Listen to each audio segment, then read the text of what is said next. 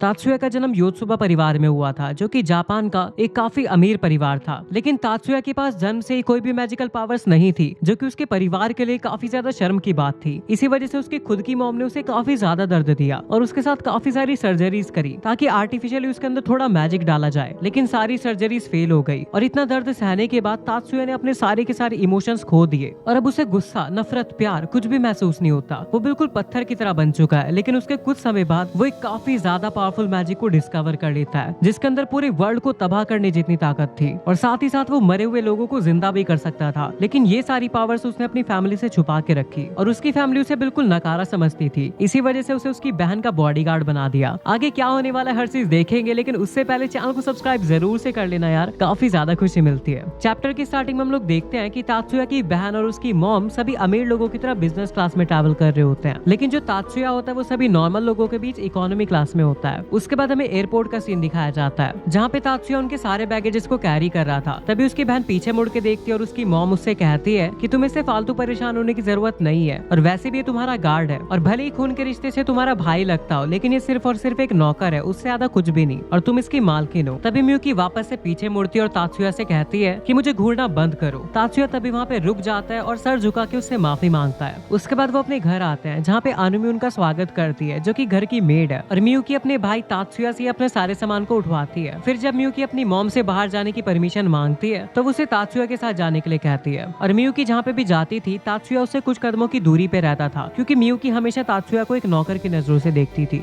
और जब मियुकी कुछ लोगों से टकराने वाली होती है तभी तात्सुया उसे पकड़ लेता है, लेकिन वो लोग फिर भी जानबूझ के उसे टक्कर मारते हैं। और जब वो 3 रिटायर्ड ऑफिसर उनकी तरफ गंभीरता से आगे बढ़ते हैं तो तात्सुया मियुकी हेल्प करने के लिए आगे आता है और प्यार से उन ऑफिसर से वहाँ से जाने के लिए कहता है। लेकिन उनकी तरफ देख के बिल्कुल भी नहीं लग रहा था कि वो लोग पीछे हटने वाले थे। तभी उनमें से एक तात्सुया को पंच मारता है, लेकिन तात्सुया उसे रोक लेता है। मियुकी को ऐसा लगता है कि उसने जादू का इस्तेमाल किया और तात्सुया उन लोगों को एक वार्निंग देता है। लेकिन जैसे ही वो लोग उसके ऊपर वापस से हमला करते हैं तभी तात्सुया उसके जोर से पंच मारता है और मियुकी को लेके वहाँ से भाग जाता है। तभी मियुकी सोचती है कि तात्सुया के पास ये वाली स्किल कहाँ से आई और वो लोग विला में वापस आ जाते हैं। फिर मियुकी सारी बात इनामी से बताती है। ये बात सुन के इनामी तात्सुया की तारीफ करती है, लेकिन तात्सुया की ड्यूटी खत्म हो चुकी थी, इसी वजह से वो वहाँ से चला जाता है। अगले सीन में बताया जाता है कि मिया की तबीयत सही नहीं है और मियुकी उनके लीडर की पार्टी में जा रही है और वो थोड़ा सा परेशान भी दिख रही थी। इसी वजह से हिनामी उसे चेयर अप करती है, जिससे उसकी इमेज के ऊपर फर्क ना पड़े। और हिनामी को तात्सुया के लिए बुरा लगता है, क्योंकि उसके पास मैजिकल पावर्स ना होने की वजह से उसे एक बॉडीगार्ड बन के रहना पड़ता है। उसके बाद तात्सुया और मियुकी पार्टी के अंदर एंटर करते हैं, जहाँ पे मियुकी मित्सुगु नाम के एक लड़के को कांग्रेचुलेशंस बोलती है, जो कि उसे उसके कजन से मिलाता है। और बॉडीगार्ड होने के कारण तात्सुया अपनी पोजीशन ले लेता है। फिर मियुकी की कजन तात्सुया से मिलने आती है तो मियुकी उसके चेहरे पे एक स्माइल नोटिस करती है, जिसे देख के वो थोड़ा जेलस भी फील करती है। तभी मित्सुगु तात्सुया को उन बच्चों की शरारत से बचाने आता है, लेकिन असलियत में वो अपने बच्चों को तात्सुया से दूर रखना चाहता था, जिसे मियुकी नोटिस कर लेती है।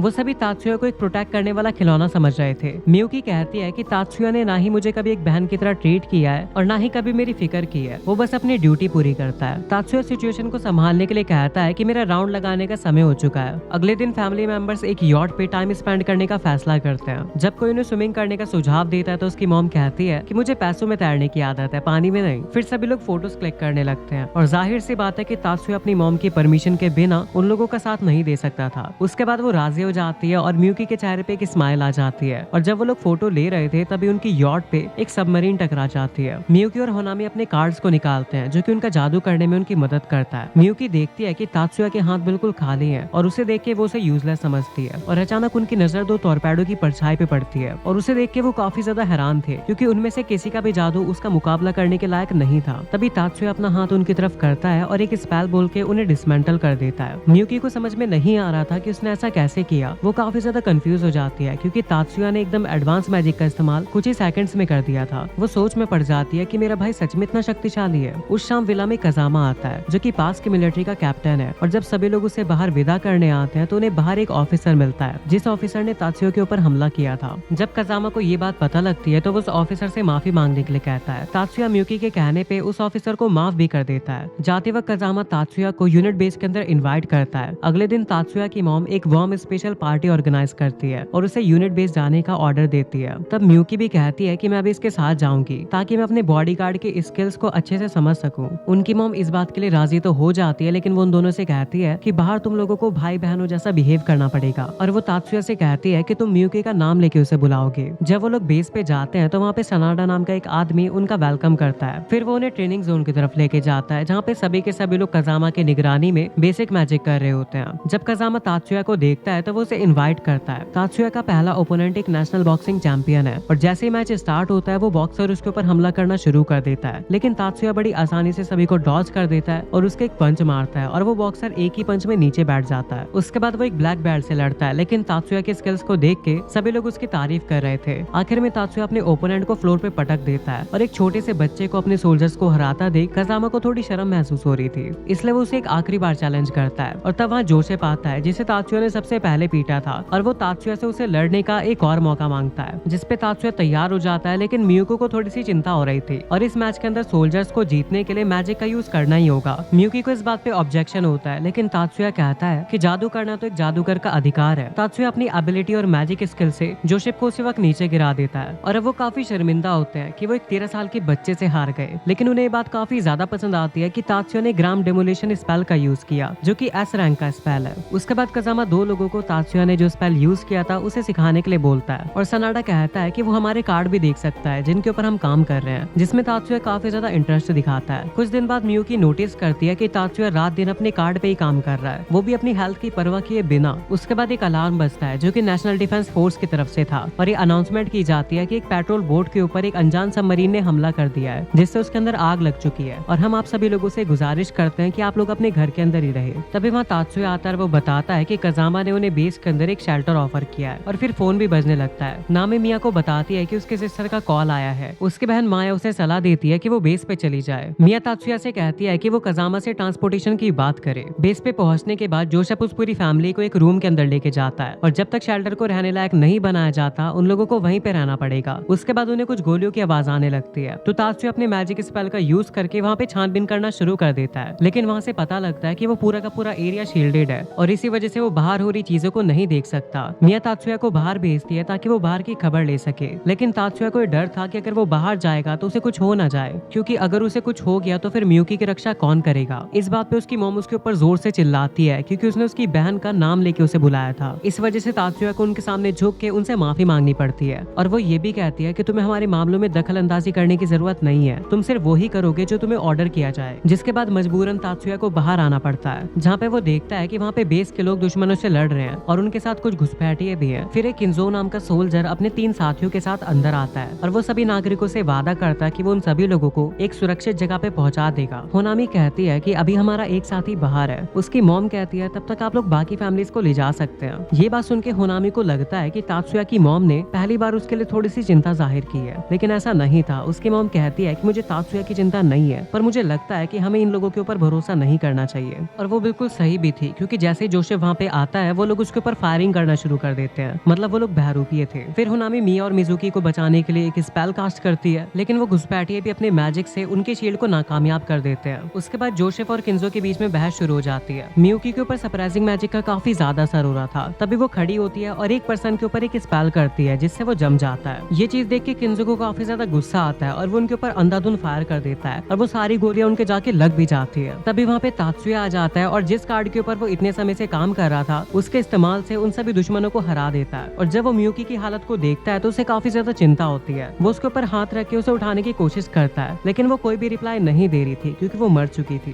तभी तात्सुया जोर से चिल्लाता है कि मैं तुम्हें मरने नहीं दूंगा और एक यूनिक मैजिक स्पेल बोलता है। बेहोशी की हालत में मियुकी खुद को एक शांत और ठंडी जगह पे पाती है जहाँ उसे तात्सुया के पुकारने की आवाज भी आ रही थी। उसे लगता है कि शायद से उसके मरने से तात्सुया काफी परेशान है। ये देख के उसे काफी रिग्रेट भी हो रहा होता है क्योंकि बचपन से उसने तात्सुया के साथ बिल्कुल भी अच्छा बिहेव नहीं किया। वो उससे माफी तो मांगना चाहती थी, लेकिन अब उन सब चीजों के लिए काफी देर हो चुकी है। तभी आसमान में से एक अजीब सी रिंग दिखाई देने लगती है जो कि तात्सुया का मैजिक था और उस मैजिक से मियुकी के शरीर के जो डैमेज पार्ट्स होते हैं वो सही होने लग जाते हैं और जैसे ही मियुकी जिंदा होती है वो अपने भाई को गले लगा लेती है। उसके बाद तात्सुया अपनी मरी हुई मॉम को देखता है और वो अपने मैजिक से उन्हें भी हील करने लग जाता है। मियुकी ये चीज देख के काफी ज्यादा हैरान होती है कि तात्सुया के मैजिक से ना ही सिर्फ उनके शरीर के घाव हील हो रहे हैं, यहाँ तक कि उनके कपड़े भी हील हो रहे हैं। फिर तात्सुया होनामी के पास जाता है और उसे भी हील करने लग जाता है। होनामी कहती है कि मुझे तो गोली लगी थी। मियुकी कहती है इसके लिए तुम्हें तात्सुया को थैंक्स कहना चाहिए क्योंकि ये सब उसी ने किया है। उसके बाद हम देखते हैं उसकी मॉम को, जिसे तात्सुया ने हील तो कर दिया था लेकिन वो अभी तक बेहोश थी, इसी वजह से वो डॉक्टर की मदद ले रहे होते हैं। कजामा तात्सुया से हमले के लिए माफी मांगता है, लेकिन तात्सुया उसके पीछे का रीजन जानना चाहता था। कजामा बताता है कि उनका टारगेट दूसरी फैमिली थी, लेकिन दुश्मनों ने किसी को भी नहीं बख्शा। कज़ामा बताता है कि दुश्मन पानी के नीचे से कंट्रोल कर रहे हैं और सिचुएशन की गंभीरता को समझते हुए तात्सुया अपनी फैमिली के लिए सबसे ज्यादा सुरक्षित शेल्टर की मांग करता है और साथ में वो ये भी कहता है कि हमें कुछ हथियार भी दिए जाएं। कज़ामा के पूछने पे वो कहता है कि मैं उनसे मेरी बहन को मारने का बदला जरूर लूंगा। कज़ामा कहता है लेकिन हम लोग आम जनता को हथियार प्रोवाइड नहीं कर सकते और वैसे भी हम चाहते हैं कि एनिमी हमें सरेंडर कर दे। तात्सुया कहता है कि मैं उन्हें सरेंडर करने का मौका ही नहीं दूंगा। कज़ामा कहता है ठीक है, हम लोग तुम्हें आर्मी के अंदर ज्वाइन कर लेते हैं, लेकिन तात्सुया कहता है कि नहीं, मैं आर्मी के ऑर्डर्स नहीं मानूंगा, मैं अपने तरीके से लड़ाई करूंगा, लेकिन क्योंकि हम दोनों का एनिमी एक ही रहेगा इसलिए हम लोग मिलकर लड़ेंगे। और कज़ामा भी उसका साथ देने के लिए रेडी हो जाता है। उसके बाद जब वो लोग जा रहे होते हैं तभी मियुकी उसे रोकने की कोशिश करती है और कहती है कि प्लीज मत जाओ, वहाँ पे तुम्हारी जान का खतरा हो सकता है। तात्सुया कहता है कि नहीं, मैं उनसे बदला लेके ही रहूंगा क्योंकि उन्होंने तुम्हें हर्ट जो किया है, और वैसे भी मेरी जिंदगी में सिर्फ एक ही चीज है जो कि मेरे लिए काफी ज्यादा कीमती है, जो कि हो तुम,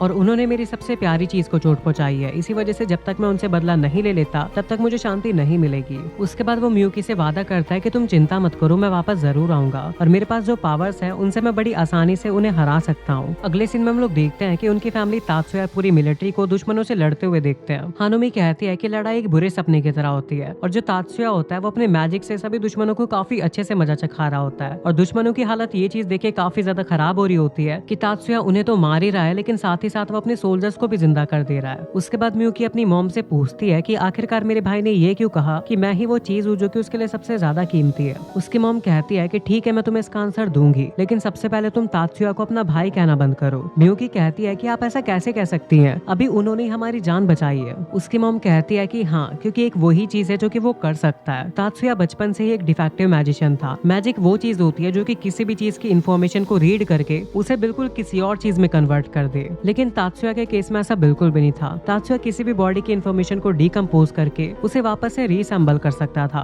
और इसी पावर का यूज करके उसने हमारी बॉडीज को रीअसेंबल किया और हमें जिंदा कर दिया। लेकिन हम इसे मैजिक नहीं कह सकते, इसी वजह से वो एक डिफेक्टिव मैजिशियन था और मैंने उसे ठीक करने के लिए उसके साथ काफी सारे एक्सपेरिमेंट किए ताकि आर्टिफिशियली उसके अंदर थोड़ा सा मैजिक डाला जाए, क्योंकि योत्सुबा परिवार अपने मैजिक के लिए जाना जाता है और तात्सुया बिना मैजिक के योत्सुबा परिवार का मेंबर नहीं रह सकता था। और तात्सुया के अंदर जो आर्टिफिशियल मैजिक डाला गया था वो किसी के भी नेचुरल मैजिक से काफी ज्यादा कमजोर था। इसी वजह से मेरा एक्सपेरिमेंट फेल हो गया और उस एक्सपेरिमेंट की वजह से तात्सुया ने अपनी सारी फीलिंग्स और सारे इमोशंस खो दिए। और तुम्हें तुम्हारे क्वेश्चन का आंसर चाहिए था ना, तो उसका आंसर यही है कि भले ही तात्सुया ने अपने सारे इमोशंस खो दिए, लेकिन एक इमोशन उसके अंदर अभी भी था, जो कि था उसकी बहन के लिए उसका प्यार। और ये बात सुन के मियुकी रोने लग जाती है और वो कहती है कि आज तक मेरे भाई ने जो कुछ भी मेरे लिए किया है, क्या मैं कभी भी उसे रीपे कर पाऊंगी, और अब तो मेरी जिंदगी भी उसी की दी हुई है। उसके बाद हम देखते हैं दुश्मनों की सबमरीन को जो कि उन्हीं की तरफ आ रही थी। तभी तात्सुया उनकी तरफ अपनी गन पॉइंट करता है और उसके अंदर से काफी बड़ी गन निकलती है जो कि उसने खुद ही बनाई थी। तभी होनामी तात्सुया की मॉम से वहाँ पे जाने की परमिशन लेती है और उसकी मॉम भी उसे हाँ कर देती है क्योंकि वो जानना चाहती थी कि आखिरकार तात्सुया का प्लान क्या है। उसके बाद तात्सुया अपने साथियों से कहता है कि मैं यहाँ पे संभाल लूंगा और तुम लोग वापस से बेस पे जाओ, लेकिन उसके साथी कहते हैं अगर हम जाएंगे तो तुम भी हमारे साथ चलोगे। लेकिन तात्सुया कहता है कि नहीं, जब तक मैं एनिमीज को खत्म नहीं कर देता तब तक बेस सुरक्षित नहीं है। उसके साथी कहते हैं अगर ऐसी बात है तो हम भी तुम्हारे साथ ही रहेंगे, भले ही हमारी जान क्यों न चली जाए। तभी तात्सुया उन सबमरीन की तरफ फायर करता है और उन सबमरीन के अंदर से भी काफी सारी फायरिंग होने लगती है, लेकिन तात्सुया के साथ ही उसी वक्त वहाँ पे एक शील्ड बना लेते हैं और उसे बचा लेते हैं। उसके बाद वो सबमरीन काफी बड़ी बड़ी मिसाइल्स फायर करती है। तभी वहाँ पे होनामी आ जाती है और वो एक शील्ड बना के सभी लोगों को बचा लेती है। और यहाँ पे जो तात्सुया होता है उसकी सारी कैलकुलेशन भी कंप्लीट हो चुकी थी और वो उनके ऊपर फायर कर देता है और बोलता है मटेरियल बस एक्टिवेट, और वहाँ पे काफी बड़ा एक्सप्लोजन होता है। इधर हम देखते हैं होनामी को जिसने अपनी पावर से काफी बड़ी बड़ी मिसाइल्स को हैंडल किया था और अब उसके शरीर में काफी ज्यादा डैमेज आ चुका था, इस वजह से वो नीचे गिर जाती है। दूसरी तरफ तात्सुया का जो एक्सप्लोजिव होता है उससे काफी बड़ी सुनामी भी आने लगती है और वो लोग वहाँ से निकल जाते हैं। उसके बाद हम देखते हैं होनामी को जो कि मरने वाली होती है और वो कहती है मैं बस अपनी ड्यूटी को निभाने का एक मौका ढूंढ रही थी ताकि मैं एक इंसान की तरह इस दुनिया से जा सकूं, ना कि एक रोबोट की तरह। और ये सब कुछ वो तात्सुया को इसलिए कह रही होती है ताकि तात्सुया को उससे एक सीख मिले। और ये चैप्टर यहीं पे एंड हो जाता है। चैप्टर 2 की स्टार्टिंग में हम लोग देखते हैं कि आज तात्सुया की स्कूल सेरेमनी है, लेकिन उसे ऑडिटोरियम में नहीं बुलाया गया। मियुकी उससे कहती है कि तुमने तो एग्जाम में टॉप किया था, लेकिन फिर भी तुम्हारे साथ उन्होंने ऐसा क्यों किया। तात्सुया कहता है कि सिर्फ पेपर वाले एग्जाम दे के वो खुद को मैजिशियन साबित नहीं कर सकता, लेकिन मियुकी चाहती थी कि तात्सुया की स्किल्स को देख के उसे भी बाकी मैजिशियन की तरह सम्मान मिलना चाहिए। तात्सुया को पता था कि वो उसकी काफी चिंता करती है और तात्सुया को भी उसकी उतनी ही चिंता थी।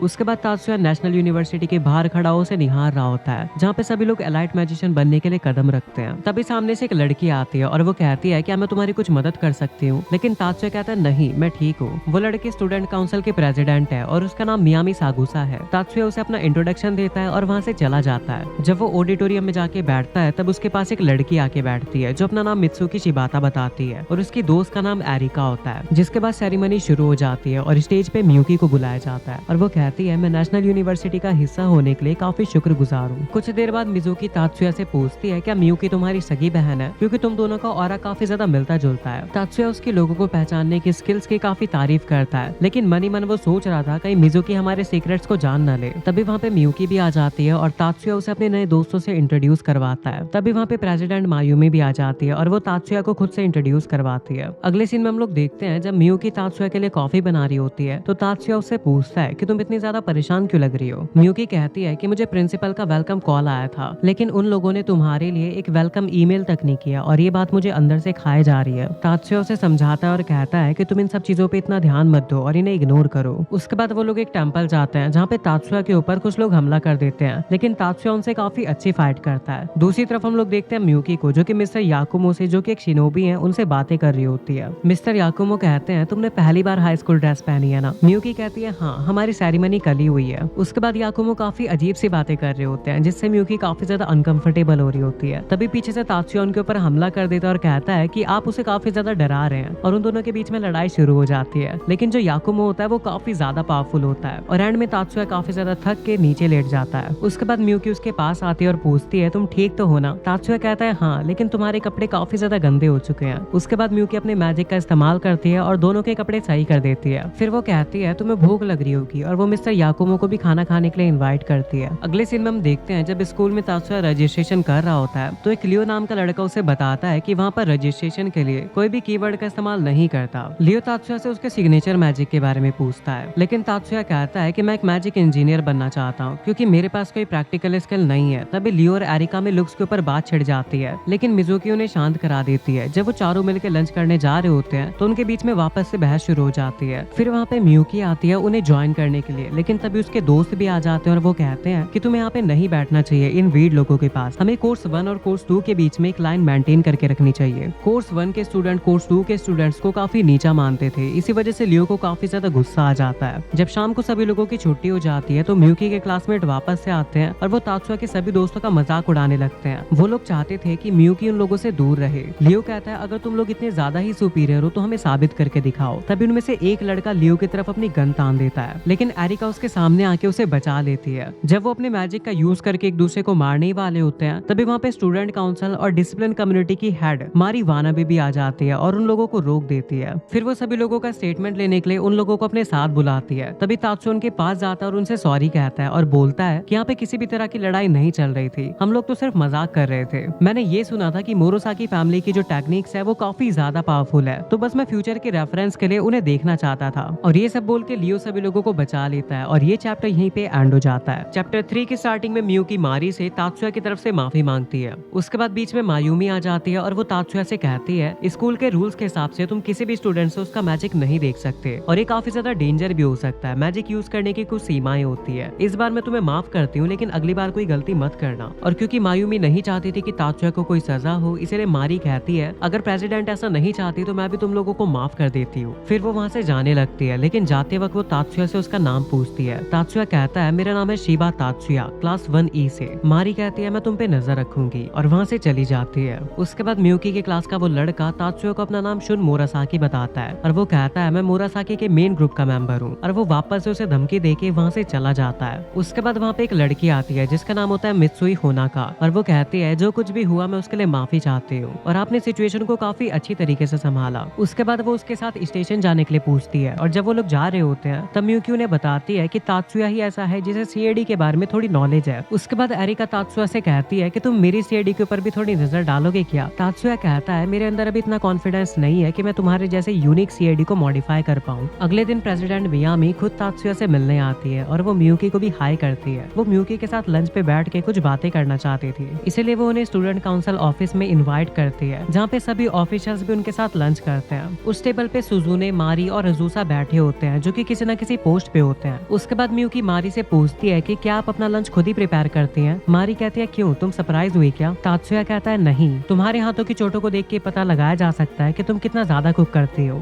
उसके बाद मियुकी तात्सुया से कहती है कि क्यों ना हम लोग भी कल से अपना लंच लेके आए। तात्सुया कहता है आइडिया बुरा नहीं है। ये सब देख के सुजुने कहती है कि तुम लोग सिबलिंग से ज्यादा कपल्स लगते हो। तात्सुया कहता है कि अगर मैं ऑनेस्टली बताऊं तो अगर हमारा खून का रिश्ता ना होता तो हम लोग सच में कपल्स होते। ये सुन के मियुकी काफी ज्यादा शर्माने लग जाती है और सभी लोग उसे ही देख रहे होते हैं। तात्सुया कहता है ऑफ कोर्स मैं मजाक कर रहा हूँ। ये सब सुन के प्रेसिडेंट मायामी कहती है कि चलो मजाक बहुत हो गया, अब काम की बात करते हैं। और वो कहती है कि हमें काउंसिल ऑफिसर चाहिए, तो क्या तुम बनना चाहोगी मियुकी? मियुकी कहती है कि इस सम्मान के लिए शुक्रिया, लेकिन मेरी जगह मेरे बड़े भाई इस चीज के लिए ज्यादा काबिल रहेंगे। ये सुन के तात्सुया कहता है कि ये तुम क्या कह रही हो? तात्सुया के मना करने के बावजूद मियुकी काउंसिल लीडर से कहती है कि वो काफी ज्यादा काबिल है और मेरे भैया इस चीज के लिए सबसे ज्यादा अच्छे रहेंगे। ये बात सुन के सुजुने कहती है कि अगर हम लोग चाहें तो भी हम लोग कोर्स 2 के स्टूडेंट को स्टूडेंट काउंसिल नहीं बना सकते, ये स्कूल के रूल्स के खिलाफ है। ये सुन के मायूमी कहती है तो फिर तय रहा, मियुकी अब से तुम स्टूडेंट काउंसिल के मेंबर हो। और मियुकी भी इसे एक्सेप्ट कर लेती है। फिर मारी कहती है कि वैसे एक चीज है जो कि हम कर सकते हैं, मैं डिसिप्लिन कम्युनिटी के लिए भी एक मेंबर ढूंढ रही हूँ और भले ये स्कूल के रूल्स के खिलाफ हो लेकिन डिसिप्लिन कम्युनिटी के अंदर कोर्स 1 या कोर्स 2 ऐसी कोई भी रिक्वायरमेंट नहीं है। उसके बाद मारी तात्सुया को डिसिप्लिन कम्युनिटी का मेंबर बना देती है। तात्सुया कहता है पर मेरा ओपिनियन तो सुन लो, मुझे तो ये भी नहीं पता कि डिसिप्लिन कम्युनिटी के मेंबर की क्या क्या रिस्पॉन्सिबिलिटीज होती है। मायूमी तात्सुया से कहती है कि तुम्हें चिंता करने की कोई जरूरत नहीं है, डिसिप्लिन कम्युनिटी मेंबर की सिर्फ एक ही रिस्पॉन्सिबिलिटी होती है, उन्हें स्कूल के सभी स्टूडेंट्स को रूल्स को मेंटेन करवा के रखना होता है। उसके बाद आजुका उसे बताती है कि अगर स्कूल के अंदर कोई भी रूल्स के खिलाफ मैजिक का यूज करेगा तो तुम्हें उसे रोकना पड़ेगा। तात्सुया कहता है इसका मतलब अगर कोई भी मैजिक का यूज करके लड़ता हुआ पाया गया तो मुझे उसे रुकवाना पड़ेगा, भले ही उन्हें रोकने के लिए मुझे अपनी ताकत का इस्तेमाल क्यों ना करना पड़े। मारी कहती है हाँ चलो बाकी काम हम लोग स्कूल के बाद कंप्लीट करेंगे। उसके बाद हमारा सीन शिफ्ट होता है जहाँ पे तात्सुया एरिका और शिबाता से कहता है कि मैंने डिसिप्लिन कम्युनिटी को ज्वाइन कर लिया है, जिस पर एरिका कहती है कि इसमें तो तुम्हें काफी ज्यादा मुश्किल आने वाली है क्योंकि तुम्हें भी काफी ज्यादा डिसिप्लिन में रहना होगा। और ये कहने के बाद वो एक पावर पैनल के ऊपर अपना हाथ रखती है और अपने मैजिक को मापने की कोशिश करती है और इस पैनल के अंदर डिस्क जितनी आगे जाती है उस मैजिशियन के अंदर उतनी ज्यादा ताकत होती है। एरिका के बाद तात्सुया उस पैनल के ऊपर हाथ रखता है और वो डिस्क थोड़ी सी आगे जाती है। इसका मतलब तात्सुया के अंदर नॉर्मल मैजिक काफी ज्यादा कम है। तात्सुया अपने मन में कहता है कि मैं अभी भी नॉर्मल मैजिक का यूज नहीं कर पा रहा हूँ और इसी के साथ सीन शिफ्ट हो जाता है। और फिर हम लोग देखते हैं तात्सुया और मियुकी को जो कि स्टूडेंट काउंसिल ऑफिस के अंदर आते हैं, जहाँ पे सभी लोग तात्सुया और मियुकी को कांग्रेट्स कर रहे होते हैं उनकी नई पोस्ट के लिए। तभी वहाँ पे एक हांजो नाम का लड़का आता है जो कि तात्सुया को देख के कहता है कि ये यहाँ पे क्या कर रहा है, ये तो एक वीड है। जिस पर डिसिप्लिन काउंसिल के लीडर कहती है कि तात्सुया से डिसिप्लिन काउंसिल का मेंबर है। जिस पर वो कहता है कि क्या आपको नहीं पता मैडम, ये एक वीड है और वीड का पावर लेवल हमारे पावर लेवल से काफी कम होता है। जिस पर मारी कहती है कि ऐसा नहीं है, तात्सुया अलग है। तभी मियुकी भी बोल पड़ती है कि तुम्हें क्या पता कि मेरे भाई का क्या लेवल है। जिस पर वो लड़का कहता है कि तुम सिर्फ अपने भाई को प्रमोट करवाने के लिए झूठ बोल रही हो। तभी तात्सुया कहता है कि तुमने मेरी बहन को झूठा कैसे कह दिया, अगर तुम्हें ऐसा लगता है कि मेरी बहन झूठ बोल रही है तो मैं तुम्हें चैलेंज करता हूँ फाइट के लिए। और तात्सुया की ये बात सुन के काउंसिल के सारे मेंबर हैरान हो जाते हैं कि तात्सुया एक वीड होने के बावजूद एक ब्लूम को हराने की बात कर रहा है। और ये सुन के वो ब्लूम लड़का भी कहता है ओ वीड, मैं तुझे मसल के रख दूंगा। उसके बाद हमें अगला सीन दिखाया जाता है जहाँ पे डिसिप्लिन काउंसिल के लीडर उन्हें रूल्स बता रही होती है कि इस लड़ाई के दौरान कोई भी अपने वेपन्स का यूज नहीं करेगा और जो भी पहले नीचे गिरेगा वो हार जाएगा। और इसी बीच वो ब्लूम लड़का अपने मन में सोच रहा होता है कि मैं एक वीड से तो नहीं हारने वाला, और वो कहता है कि मैं सबसे पहले उसके ऊपर फायर करूंगा, जैसे वो डॉज करेगा मैं उसके ऊपर अपने मैजिक का यूज करूंगा जिससे वो नीचे गिर जाएगा और फिर तो जीत मेरे कदमों में होगी। और जैसे मैच स्टार्ट होता है तात्सुया लाइट की स्पीड से उस ब्लूम लड़के के ऊपर हमला करता है और इससे पहले कि वो लड़का कुछ कर पाता वो नॉकआउट हो जाता है और नीचे गिर जाता है। और ये चैप्टर यहीं पे एंड हो जाता है। चैप्टर 4 की स्टार्टिंग में हम लोग देखते हैं कि सारे लोग तात्सुया की पावर्स को देख के काफी ज्यादा हैरान थे और वो सोच में पड़ जाते हैं कि एक वीड ने एक ब्लूम को कैसे हरा दिया। और तभी वो तात्सुया से पूछते हैं कि आखिरकार ये कौन सा मैजिक स्पेल था या फिर ये कौन सी पावर थी जिससे तुमने एक ब्लूम को हरा दिया। तो तात्सुया कहता है कि कोई सुपर पावर या फिर कोई मैजिक नहीं था, ये मेरी रॉ स्ट्रेंथ थी। यानी तात्सुया नॉर्मली ही इतना तेज और इतना पावरफुल है। और ये बात सुन के कि कोई मैजिक नहीं है, वहाँ के सभी लोग काफी ज्यादा हैरान हो जाते हैं। और ये सब देख के स्टूडेंट काउंसिल के एक मेंबर सुजुने काफी ज्यादा हैरान होती है और वो अपने मन में कहती है कि ये तो कुछ ज्यादा ही तेज था, मैंने आज तक किसी भी इंसान को अपनी रॉ स्ट्रेंथ में इतना ज्यादा फास्ट नहीं देखा। और तभी वो ब्लूम लड़का जिसका नाम हांजो है वो कहता है कि क्या फायदा एक ब्लूम होने का जब मैं एक वीड से हार गया। उसी बीच मायूमी वहाँ पे आके हांजो से पूछती है कि तुम ठीक तो हो ना, जिस पर हांजो कहता है हाँ मैडम मैं बिल्कुल ठीक हूँ। उसके बाद हांजो मियुकी से माफी मांगता है उसके रूड बिहेवियर के लिए, जिसके लिए मियुकी उसे माफ कर देती है। और फिर हांजो तात्सुया को देख के बिना कुछ कहे वहाँ से चला जाता है। और इसी बीच डिसिप्लिन काउंसिल की मेंबर तात्सुया से कहती है कि हम लोग काफी ज्यादा भटक चुके हैं, हम लोगों को अपने ऑफिस में जाना चाहिए तात्सुया। और अगले सीन में हम लोग मारियो और तात्सुया को डिसिप्लिन काउंसिल के ऑफिस में देखते हैं। और इसी बीच तात्सुया उस पूरे ऑफिस की हालत को देख के काफी ज्यादा हैरान होता है और कहता कहता है डिसिप्लिन काउंसिल का ऑफिस, वो भी इतना ज्यादा अनडिसिप्लिन। यानी तात्सुया इतनी सारी गंदगी को देख के कहता है कि एक मैजिक इंजीनियर होने के नाते मैं इस जगह पे तो काम नहीं कर पाऊंगा।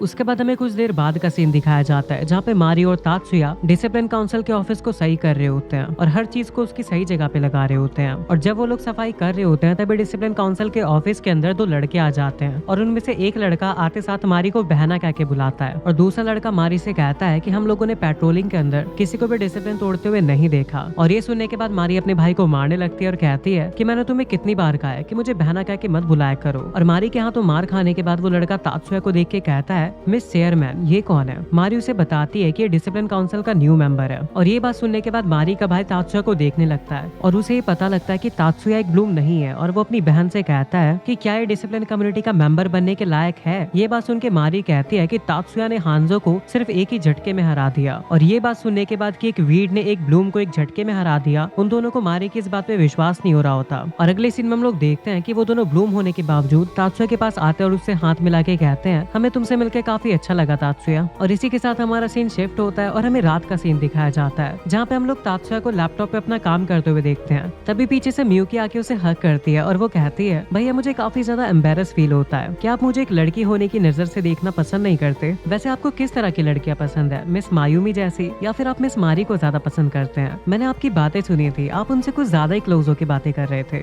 वैसे तो वो दोनों ही काफी ज्यादा सुंदर है। तात्सुया कहता है तुम्हें जरूर कोई गलत फहमी हुई है। मियुकी कहती है नहीं मैं जानती हूँ और आपने उन दोनों लड़कियों को गलत नजरों से देखा, इसी वजह से मैं आपको सजा दूंगी। और वो अपना फोन निकाल के एक स्पेल कास्ट करती है जिससे तात्सुया नीचे गिर जाता है और सो जाता है। और फिर जैसे तात्सुया की आंखें खुलती है वो अपने सामने मियुकी को देखता है और मियुकी तात्सुया से कहती है कि कैसा लगा मेरा मजाक भैया। और इसी के साथ सीन शिफ्ट हो जाता है और हम लोग देखते हैं तात्सुया को जो कि डिसिप्लिन कमेटी की मीटिंग में बैठा होता है। और वहाँ पे मारी सभी लोगों को बताती है कि मेरे पास दो नए मेंबर्स हैं। और मारी तात्सुया और उस लड़के को खड़ा करके कहती है कि तात्सुया फ्रॉम वीड और शुन मोरोसाकी फ्रॉम ब्लूम ये हमारे डिसिप्लिन कमेटी के नए मेंबर्स हैं। और एक वीड को मेंबर बनता हुआ देख वहाँ के कुछ मेंबर्स मारी से कहते हैं कि क्या ये हमारे कुछ काम आएगा, जिस पर मारी कहती है हाँ तात्सुया इस काम के लिए वर्थ इट है, मैंने खुद तात्सुया की स्किल्स देखी हैं। और ये कहने के बाद मारी और बाकी लोग सैल्यूट करके इस मीटिंग को खत्म कर देते हैं। और जब वो लोग जा रहे होते हैं तो मारी तात्सुया को उसके नए गैजेट्स के बारे में बताती है और कहती है कि तुम आज से इन डिवाइसेस का यूज करोगे, ये तुम्हारी पावर्स को एनहांस करेंगे। जिस पर तात्सुया कहता है कि क्या वो एक साथ दो CAD डिवाइस को यूज कर सकता है। ये सुन के मारी थोड़ी हिचकिचाती है और उसे हाँ कर देती है। और अगले सीन में हम लोग देखते हैं कि मोरोसाकी तात्सुया से कहता है कि तुम एक वीड हो, क्या तुम एक साथ दो CAD डिवाइसेस का यूज कर पाओगे? और ये कह के मोरोसाकी वहाँ से चला जाता है। उसके बाद हमें कुछ देर बाद का सीन दिखाया जाता है जहाँ पे स्कूल के अंदर एक फेस्टिवल लगा होता है और उस फेस्टिवल के अंदर तात्सुया भी अपने डिसिप्लिन कमेटी की ड्यूटी कर रहा था।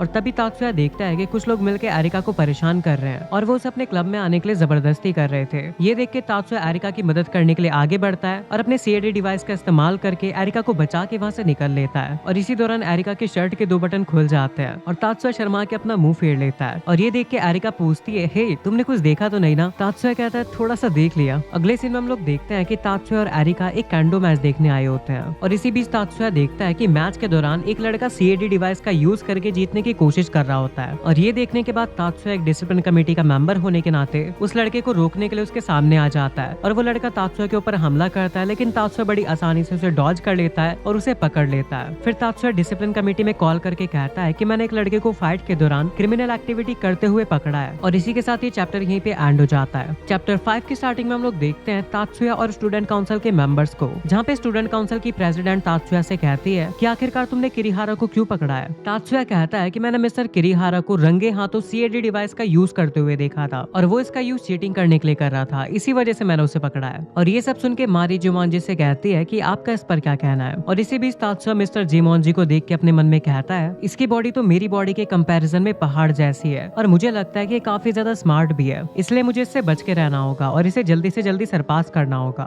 जिस पर मिस्टर जिमोंजी कहते हैं कि इस बार तो मुझे तुम्हारी कोई गलती नहीं लग रही है, इसीलिए इस बार मैं तुम्हें माफ करता हूँ, लेकिन अगली बार ध्यान रखना कि कोई भी डिसिप्लिन ना टूटे। और इसी के साथ हमारा सीन शिफ्ट हो जाता है और हम लोग देखते हैं तात्सुया को जो कि अपने दोस्तों के साथ बैठ के डिनर कर रहा था। और वहाँ तात्सुया अपने दोस्तों को बताता है कि आज उसकी लड़ाई किरिहारा से हुई थी डिसिप्लिन तोड़ने की वजह से। जिस पर लियोनहार्ड कहता है कि हाँ मैंने सुना है, लेकिन किरिहारा तो काफी ज्यादा पावरफुल है तात्सुया, आखिरकार तुमने उसे हराया कैसे? जिस पर मियुकी कहती है कि मेरे भैया को कोई नहीं हरा सकता, वो सबसे ज्यादा पावरफुल है। जिस पर शिबाता कहती है कि मुझे पता है मियुकी, तुम्हारा भाई रॉ स्ट्रेंथ में काफी ज्यादा पावरफुल है, पर फिर भी ये तात्सुया के लिए मुश्किल होना चाहिए था, क्योंकि क्योंकि किरिहारा काफी ज्यादा ताकतवर है। इस बात पे मियुकी कहती है मेरे भैया बहुत पावरफुल है, इसी वजह से तो मैं उन्हें इतना पसंद करती हूँ। और ये सब देख के लियोनहार्ड कहता है अरे यार ये तुम्हारी ये सब हरकतें देख के मुझे विश्वास ही नहीं होता कि तुम दोनों भाई बहन हो। तभी एरिका लियोनहार्ड से अपना मुंह बंद करने के लिए कहती है और कहती है कि उन्हें अपना समय बिताने दो। और ये सुन के मियुकी कहती है अरे मैं तो बस मजाक कर रही थी। और उसके बाद लियोनहार्ड तात्सुया से कहता है कि तुम कुछ कास्ट जैमिंग के बारे में बात कर रहे थे ना, जिस पर तात्सुया कहता है कि कास्ट जैमिंग एक काफी ज्यादा पावरफुल मैजिक है और जब 2 सीएडी डिवाइस एक साथ मिलकर इस मैजिक को परफॉर्म करते हैं तब एक पीजीएम वेव्स निकलती है जो कि बहुत ज्यादा पावरफुल होती है। और ये बात सुन के लियोनहार्ड कहता है कि हाँ मैंने भी 2 सीएडी डिवाइस को एक साथ यूज होते हुए देखा है और उसके बीच में पीजीएम वेव्स को महसूस किया है। जिस पर एरिका कहती है कि तुम अपने आप को ज्यादा महान समझते हो क्या, जिस पर लियोनहार्ड एरिका से कहता है कि तुम्हारा मतलब क्या है लड़की, और वो दोनों लड़ने लग जाते हैं। लेकिन तभी शिबाता उन्हें शांत करा देती है। साथ ही में तात्सुया दबी हुई आवाज में लियोनहार्ड से कहता है कि मैंने शिबाता से लड़ाई के दौरान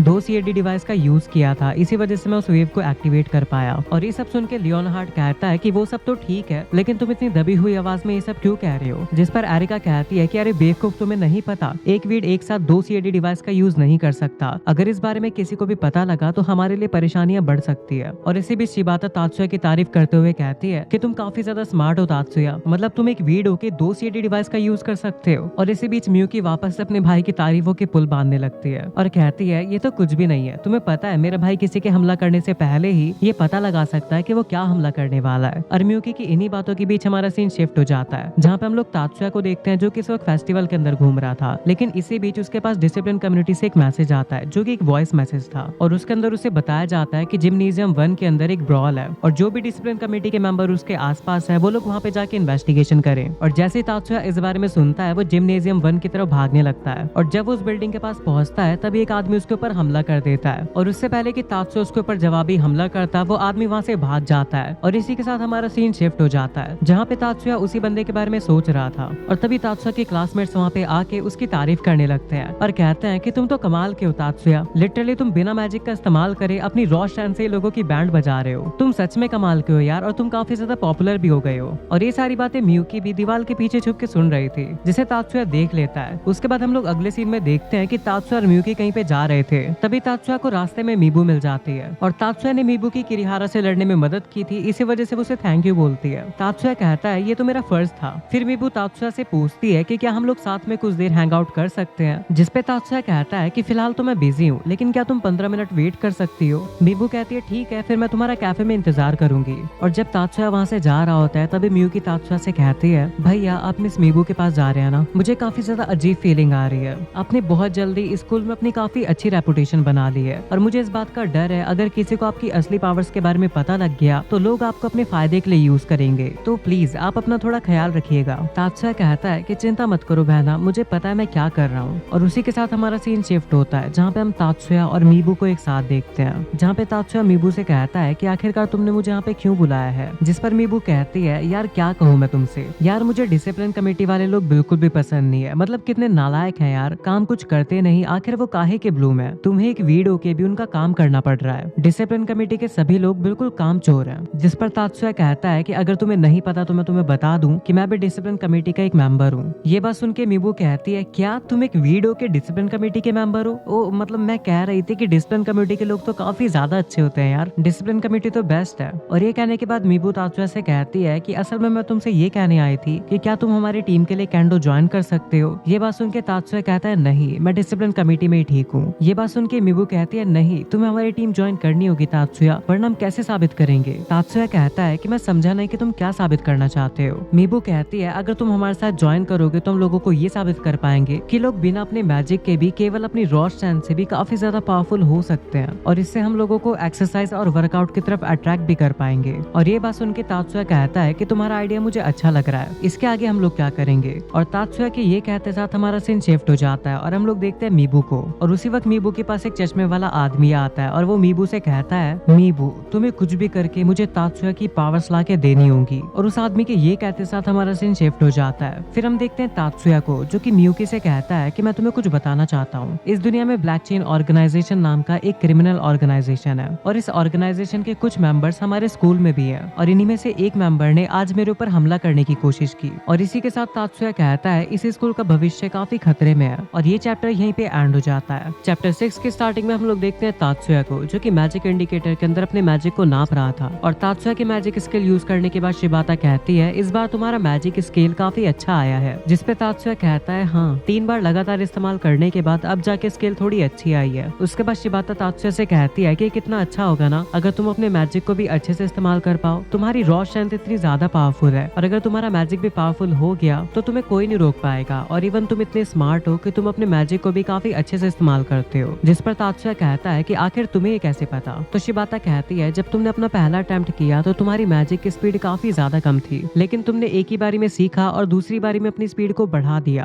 और तीसरी बारी में तो तुम्हारी स्पीड बिल्कुल प्रोफेशनल मैजिशियन की तरह हो गई थी। इसलिए मुझे लगता है कि तुम अपने मैजिक के ऊपर काफी अच्छा कंट्रोल पा सकते हो। ये बात सुनकर तात्सुया शिबाता से कहता है कि तुम्हारी आंखें तो काफी शार्प है और इसी के साथ तात्सुया शिबाता को एक मैजिक एग्जांपल देता है। जब भी हम किसी अंडे को जादू की मदद से उठाने की कोशिश करते हैं तब हम उसके ऊपर एक से ज्यादा मैजिक का यूज करते हैं और अगर हम ऐसा नहीं करते तो उसके गिरने के चांसेस काफी ज्यादा होते हैं। लेकिन लड़ाई में ऐसा नहीं है। लड़ाई के दौरान हम लोग बिना सोचे समझे सामने वाले के ऊपर हमला करके उसे हराने की सोचते हैं, ये सोचे बिना कि हमारा मैजिक कितना इंप्रूव हुआ है। हम बस उसके ऊपर हमला करके उसे हराना चाहते हैं। लेकिन मैं लड़ाई के दौरान एक से भी ज्यादा मैजिक का इस्तेमाल करने की सोचता हूँ ताकि मैं इम्प्रूव हो सकूं। ये बात सुन के शिबाता कहती है ये तो कमाल का है, मतलब तुम 5 स्पेल को एक साथ इस्तेमाल करते हो। जिस पे तात्सुया हाँ कहता है और इसी के साथ तात्सुया शिबाता से कहता है कि आखिरकार तुम मैजिक को क्यों सीखना चाहती हो। जिस पे शिबाता कहती है कि मैं मैजिक को इसलिए सीखना चाहती हूँ ताकि मैं इस मैजिक की मदद से अपनी आंखों की शक्तियों को और बढ़ा सकूं और फिर मैं इन आंखों की मदद से और भी ज्यादा पावर को गेन कर पाऊं। और शिबाता की इन्हीं बातों के साथ हमारा सीन शिफ्ट हो जाता है जहाँ पे हम तात्सुया और मीबू को देखते हैं। मीबू तात्सुया से कहती है मैं इस स्कूल की सारी डिफिकल्टीज को हटा देना चाहती हूँ तात्सुया, लेकिन ये मैं तुम्हारे बिना नहीं कर सकती, मुझे इसमें तुम्हारा साथ चाहिए। जिस पे तात्सुया कहता है कि आखिरकार तुम कहना क्या चाहती हो, क्या तुम इसे थोड़ी आसान भाषा में एक्सप्लेन कर सकती हो। जिस पे मीबू कहती है कि मेरा कहने का मतलब है कि हम दोनों को एक साथ हो जाना चाहिए, हम दोनों को एक हो जाना चाहिए, अगर तुम मेरे साथ रहोगे तो मैं कुछ भी कर सकती हूँ। जिस पे तात्सुया कहता है मेरे पास इन सब चीजों के लिए समय नहीं है और ये कहने के बाद तात्सुया वहाँ से चला जाता है और इसी के साथ हमारा सीन शिफ्ट हो जाता है जहाँ पे हम तात्सुया को कैंटीन में देखते हैं। तभी माइक में अनाउंसमेंट होता है कि जब तक हमारी मांगे पूरी नहीं होगी हम इस क्लास को हाईजैक करके रखेंगे, हमारी मांगे पूरी करो। और ये सब सुन के तात्सुया वहाँ से उठ के चला जाता है और इसी के साथ हमारा सीन शिफ्ट हो जाता है और हम लोग देखते हैं प्रेसिडेंट और मारी को और कुछ देर में वहाँ पे तात्सुया और मियुकी भी आ जाते हैं, जिन्हें देख के मारी तात्सुया से कहती है कि तुम लेट हो तात्सुया। जिस पर तात्सुया कहता है हाँ मैं जानता हूँ, लेकिन ये समय ये सब बातें करने का नहीं है। अब ये बताओ क्या तुम्हारे पास कोई प्लान है उन लोगों को रूम से बाहर निकालने का। जिस पे मारी कहती है नहीं, मेरे पास उन्हें रूम से बाहर निकालने का कोई प्लान नहीं है। और साथ ही में मारी कहती है उन लोगों ने मास्टर की से गेट को भी लॉक कर रखा है। ये सुन के तात्सुया मिस्टर जिनमोनजी से कहता है आखिर तुम्हारा इस पर क्या कहना है। तो जिनमोनजी कहता है हमें इस वक्त कोई भी फैसला जल्दबाजी में नहीं लेना चाहिए, हमें उस पर सोच विचार करने के बाद ही कोई फैसला लेना चाहिए। और ये सुन के तात्सुया को एक आइडिया आता है और वो मीबू को कॉल करता है और कहता है कि मुझे पता है मीबू तुम अंदर ही हो और ये सब तुम ही करा रही हो, तो तुम बाहर आ जाओ, हम लोग तुम्हारी मांगों को पूरा कर देंगे और हमें ऐसा लगता है कि तुम्हारी मांगे जायज है, कुछ गलत नहीं है। और तात्सुया के मुंह से ये सुनने के बाद मीबू दरवाजा खोल देती है, पर जैसे वो दरवाजा खोलती है डिसिप्लिन कमेटी के सारे मेंबर्स मीबू के सारे साथियों को पकड़ लेते हैं। और ये सब देखने के बाद मीबू तात्सुया को कॉलर पकड़ के कहती है मुझे ऐसा लगा था तात्सुया कि तुम इनकी तरह नहीं होंगे, लेकिन तुमने मुझे धोखा दिया है। मीबू की ये बात सुन के जिनमोनजी कहता है ऐसा नहीं है, हमने तुम्हारी रिक्वेस्ट सुन ली है और हम उस पर जल्दी से जल्दी एक्शन भी लेंगे। और मिस्टर जिनमोनजी के ये कहते साथ हमारा सीन शिफ्ट हो जाता है और हमें तात्सुया, मियुकी और प्रेसिडेंट को दिखाया जाता है, जहाँ पे तात्सुया मिस प्रेसिडेंट से पूछता है क्या सच में डिसिप्लिन कमेटी के लोग मीबू की बात पे एक्शन लेंगे। जिस पर मिस प्रेसिडेंट कहती है कि मीबू का मानना है कि डिसिप्लिन कम्युनिटी के मेंबर सारे ब्लूम से भरे हुए हैं और ब्लूम्स अपने आप को हमेशा से महान मानते आए हैं और वो हमेशा से वीड्स को नीचे दिखाने की कोशिश करते हैं। और मीबू चाहती है कि सभी लोगों के साथ एक समान व्यवहार हो, ना कोई वीड हो और ना ही कोई ब्लूम हो। और बात रही मीबू की इस बात पे एक्शन लिया जाएगा या नहीं, तो इसके ऊपर आज शाम को एक डिबेट होने वाली है डिसिप्लिन कमेटी में। और इसी के साथ हमें स्कूल का सीन दिखाया जाता है जहाँ पे सभी बच्चे बात कर रहे थे कि डिबेट में आखिर क्या होने वाला है। कुछ बच्चे ये कह रहे होते हैं कि मीबू सही कह रही है, हमें किसी के साथ भी भेदभाव नहीं करना चाहिए। वहीं जो दूसरी तरफ ब्लूम लोग होते हैं वो कहते हैं वीड वालों के साथ सही बिहेवियर हो रहा है, उन्हें जादू वादू तो आता नहीं, हम लोग उनसे सुपीरियर है, उनके साथ सही बिहेवियर हो रहा है। और इन्हीं बातों के बीच हम लोग देखते हैं शिबाता को, जो कि एक चश्मे वाले आदमी से बातें कर रही थी। पर इसी बीच शिबाता को बातें करते हुए तात्सुया देख लेता है और तात्सुया उस चश्मे वाले आदमी को देखते साथ ही समझ जाता है कि ये वही लड़का है जिसने प्रीवियस एपिसोड में तात्सुया के ऊपर हमला किया था। और ये सोचते हुए तात्सुया शिबाता से पूछता है कैसी हो तुम। जिस पे शिबाता कहती है मैं तो बिल्कुल ठीक हूँ तात्सुया। और वो चश्मे वाला पर्सन तात्सुया को देख के शिबाता से कहता है शिबाता मुझे कुछ काम है, मुझे यहाँ से जाना चाहिए। और ये कह के वो चश्मे वाला पर्सन वहाँ से चला जाता है। और उस पर्सन के जाने के बाद तात्सुया शिबाता से पूछता है कि वो कौन था। तो शिबाता बताती है कि वो कैंडो टीम का लीडर है और उसके पास मेरे जैसी पावर्स हैं। उसकी आंखें भी काफी ज्यादा तेज हैं। ये सुन के तात्सुया कहता है, हाँ मैंने देखा, उसने चश्मा भी लगा रखा था तुम्हारी तरह। और तभी तात्सुया अपने मन में कहता है, सेम पावर लाइक शिबाता।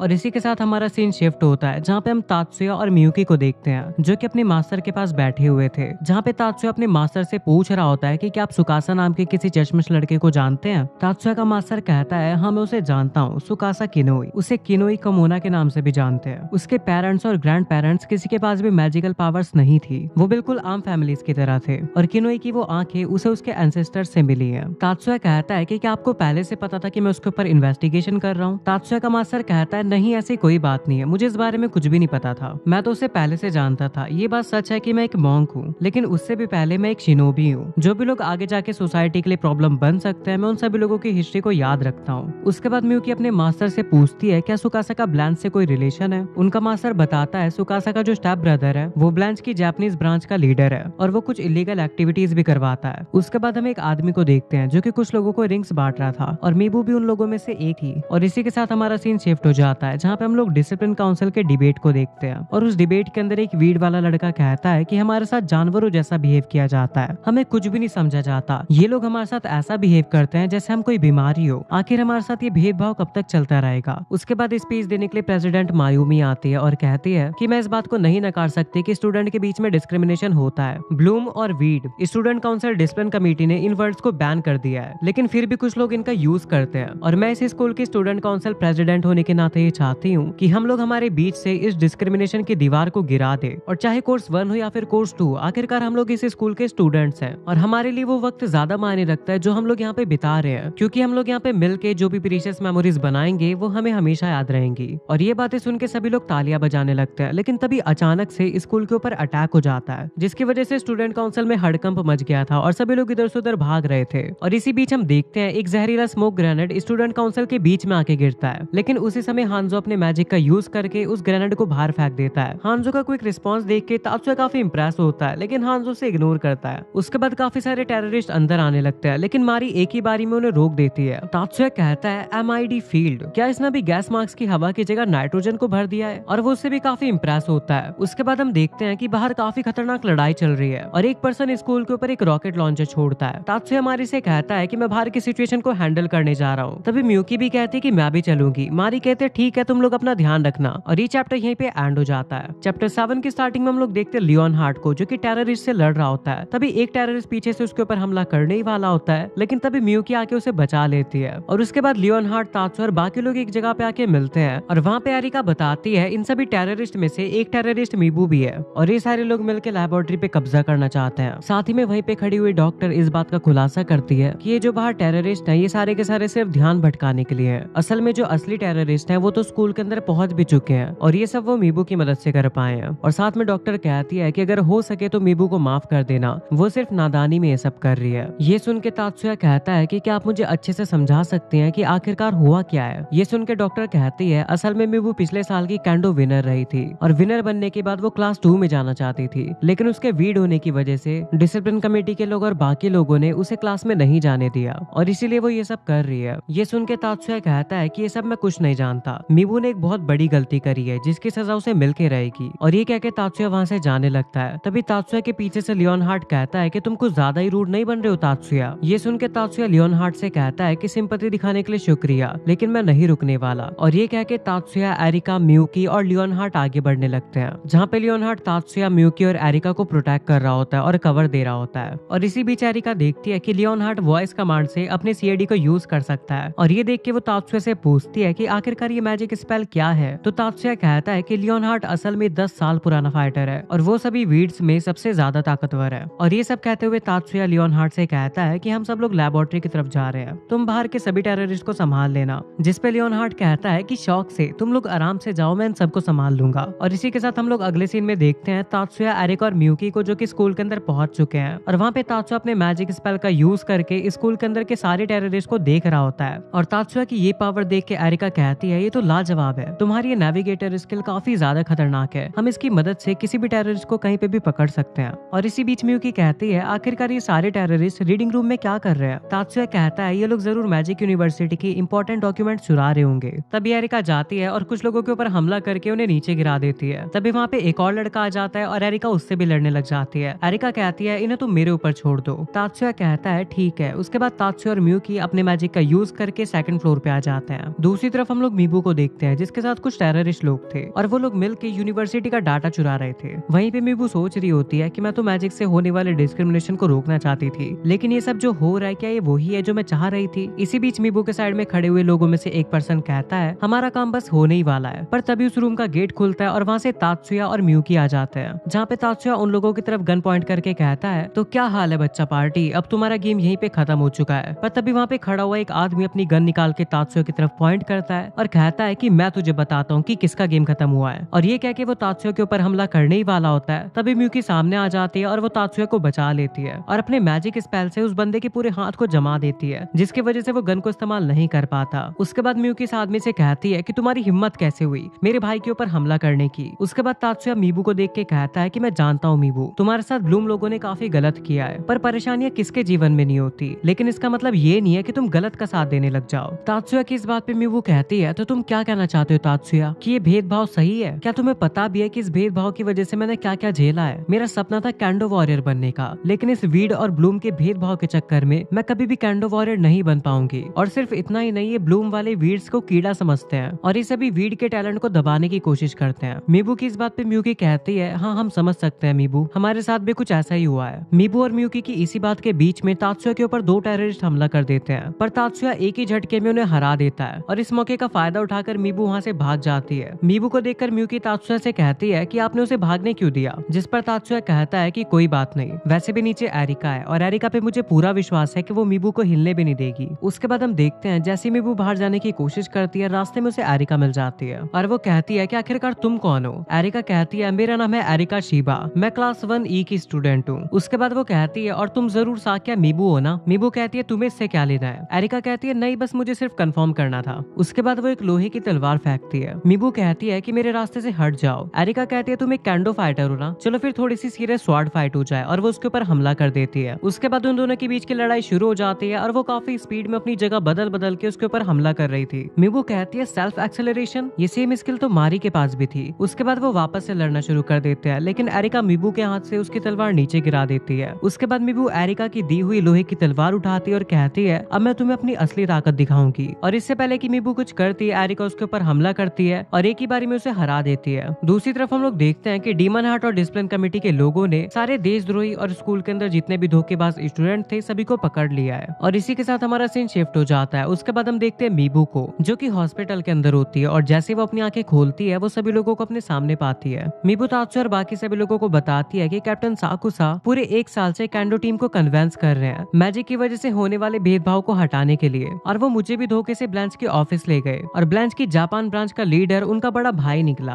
और जैसे मैंने स्कूल को ज्वाइन किया उसके कुछ ही समय बाद मुझे कोर्स 2 का स्टूडेंट होने की वजह से काफी ज्यादा भेदभाव झेलना पड़ा और इसी वजह से मैं कैप्टन की बातों में आ गई। तात्सुया पूछता है कि तुम्हारे साथ किसने डिस्क्रिमिनेशन किया, वो कौन सा इंसिडेंट था? मीबू कहती है कि मैं मिस मारी की मैजिक स्किल से काफी ज्यादा इंप्रेस थी, इसी वजह से मैंने इनसे पूछा कि क्या मेरी स्वॉर्ड फाइटिंग की प्रैक्टिस के लिए मेरी ओपोनेंट बन के मुझसे फाइट करेंगी। मैं इनसे मेंटरशिप चाहती थी लेकिन इन्होंने काफी ज्यादा कोल्ड तरीके से मुझे मना कर दिया। मारी कहती है क्या ऐसा सच में हुआ था? मीबू कहती है कि आपने मुझसे कहा था कि तुम मेरी बराबरी की नहीं हो, जाके किसी ऐसे पर्सन को ढूंढो जो कि तुम्हारे स्किल के बराबर हो, और मुझे ऐसा लगा कि आपने मुझसे ये इसलिए कहा क्योंकि मैं सेकंड कोर्स की स्टूडेंट हूँ। मारी कहती है रुको, मुझे याद आ गया कि उस दिन क्या हुआ था, मुझे माफ करना लेकिन मेरा इंटेंशन ऐसा बिल्कुल भी नहीं था। मैं ये कहना चाहती थी कि मेरी स्वॉर्ड स्किल तुम्हारे बराबरी की नहीं है, तुम्हें किसी ऐसे के साथ प्रैक्टिस करनी चाहिए जो तुम्हारे जितना ही ताकतवर हो। एरिका मारी से कहती है 1 मिनट रुको, तुम्हारे कहने का मतलब ये है कि तुमने मीबू के साथ प्रैक्टिस करने से मना इसलिए किया क्योंकि वो तुमसे ज्यादा स्ट्रॉन्ग है? मारी कहती है हाँ ऑब्वियसली, भले ही मैं मैजिक के मामले में उससे ज्यादा स्ट्रॉन्ग हूँ, लेकिन मीबू ने एकदम प्योर कैंडो की प्रैक्टिस कर रखी है और मुझे नहीं लगता कि मैं उसकी तलवारबाजी की एबिलिटी को थोड़ा सा भी टक्कर दे पाऊंगी। ये सब सुन के मीबू कहती है तो इसका मतलब ये सिर्फ और सिर्फ एक मिसअंडरस्टैंडिंग थी, मैं कितनी ज्यादा स्टूपिड हूँ, मैंने तुम्हें गलत समझ लिया और इसी वजह से मैं खुद को इतने समय से हेट कर रही थी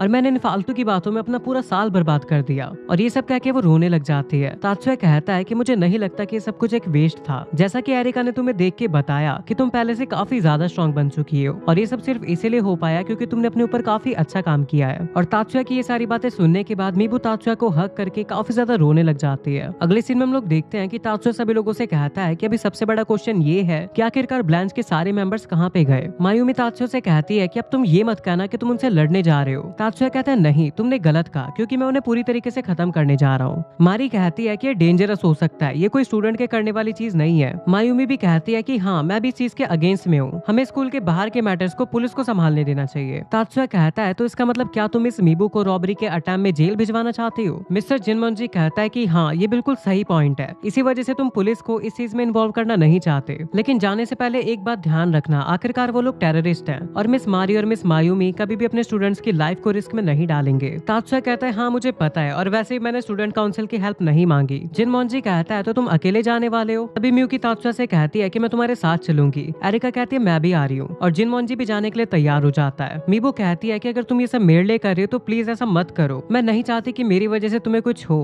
तात्सुया कहता है कि सब मैं तुम्हारे लिए नहीं कर रहा हूँ, इसमें मेरी कम्युनिटी भी शामिल थी, इसी वजह से टेररिस्ट अगला टारगेट हमें बनाएंगे, और जो भी चीज मेरी या फिर मियुकी की लाइफ में डिस्टर्बेंस पैदा करेगी मैं उसे खत्म कर दूंगा। उसके बाद वो लोग उनकी लोकेशन का पता लगाते हैं। तात्सुया कहता है हमें वहाँ तक कार से जाना पड़ेगा। मिस्टर जिनमोनजी कहते हैं कि उसका इंतजाम मैं कर दूंगा। मायूमी कहती है कि मिस्टर जिनमोनजी आप भी जा रहे हैं। जिनमोनजी कहता है कि 10 मास्टर क्लैन का एक प्राउड मेंबर होने की वजह से मुझे जाना चाहिए। ये सुन के मायूमी कहती है कि मैं भी चलूंगी, लेकिन मारी कहती है कि स्टूडेंट काउंसिल प्रेसिडेंट होने की वजह से तुम स्कूल को ऐसी सिचुएशन में छोड़ के नहीं जा सकती। मायूमी कहती है हाँ ठीक है, मैं समझ गई। उसके बाद हम अगले सीन में देखते हैं जब मिस्टर जिनमोनजी अपनी कार के पास जा रहा होता है, तभी वहाँ पे किरिहारा आता है और वो कहता है कि मैं भी आपके साथ चलूंगा। जिनमोनजी कहता है कि वहाँ पे जान का खतरा हो सकता है, मुझे ये बताओ कि तुम क्यों जाना चाहते हो। किरिहारा कहता है कि मुझे हमेशा से मीबू की तलवारबाजी पसंद थी, पर कुछ समय बाद उसके इंटेंशन काफी ज्यादा बुरे हो गए, और ये बात जान के मुझे काफी बुरा लगा। जिनमोनजी कहता है तो क्या यही कारण था कि उस दिन तुम मैच के बीच में उसके ऊपर मैजिक से हमला करने वाले थे। किरिहारा कहता है कि मैं ऐसा करना तो नहीं चाहता था, लेकिन मेरे अंदर थोड़ा सा गुस्सा था जो कि बाहर निकल गया, लेकिन अब जाके मुझे पता लगा कि उसके इंटेंशंस ऐसे नहीं थे। कुछ लोगों ने उसे करप्ट बना दिया, उसका फायदा उठाया, और जिन्होंने उसका इस्तेमाल किया मैं उन टेररिस्ट को सबक सिखाना चाहता हूँ, इसलिए प्लीज मुझे अपने साथ चलने दीजिए। और ये बात सुन के मिस्टर जिनमोनजी भी मान जाता है और उसे अपने साथ आने देता है, और ये चैप्टर यहीं पे एंड हो जाता है। और अगर आपने अभी तक चैनल को सब्सक्राइब नहीं कर रखा है तो सब्सक्राइब करके बेल आइकन कॉल पे सेट कर लो, और नेक्स्ट पार्ट देखने में इंटरेस्टेड हो तो भाई कमेंट करके बताओ।